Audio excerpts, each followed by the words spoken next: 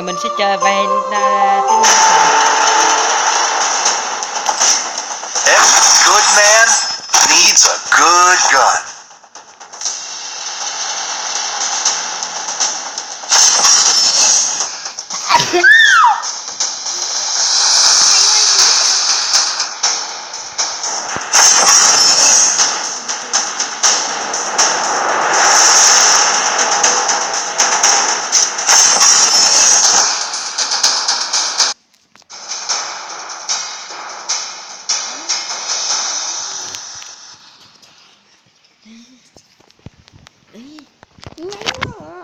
Tròn chơi chứ không, tao kêu bảo luôn.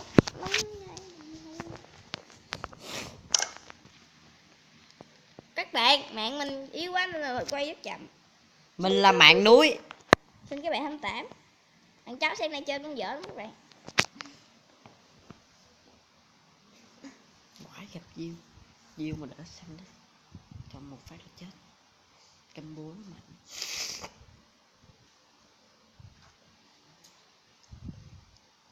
Trận này có thể thắng nổi các bạn ơi. Hồi trước bọn mình có ảo thuật kinh điển, mời các bạn cùng coi nha. Các bạn có thể like và trên YouTube mình nha.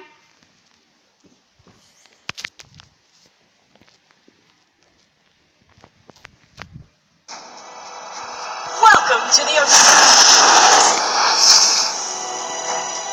Get ready. Minions will be deployed in 5 seconds. Prepare to engage.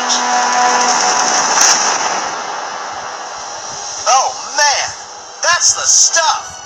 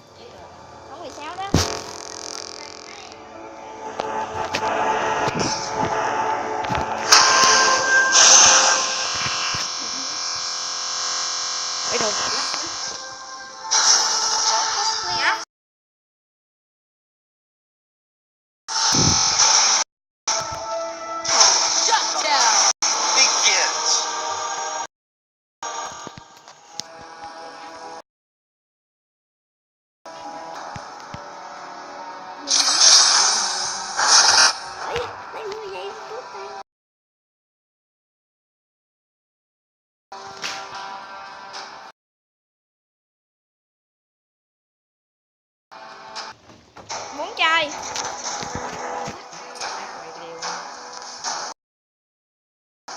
Dạ, dạ, dạ.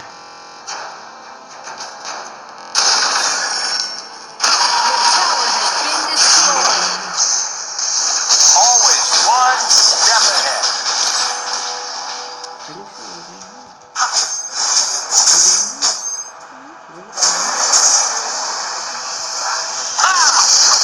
An enemy has been defeated.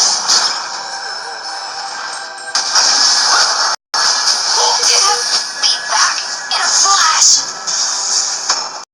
You have defeated an enemy. Don't worry, I've got my way.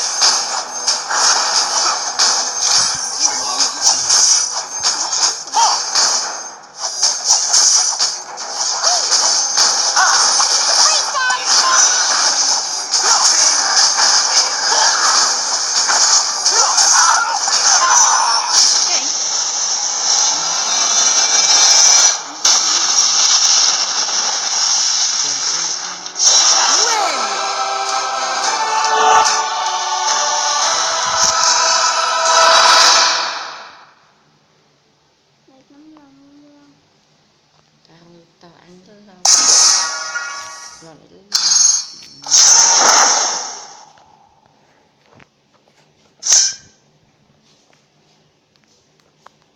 siêu thấy rồi. Xin chào các bạn nhé. Duyên xin chào các bạn, tạm biệt các bạn. Đang làm gì nữa cái đây? Không sao rồi. Làm lên cho việc khổ vậy. Video bị hư rồi.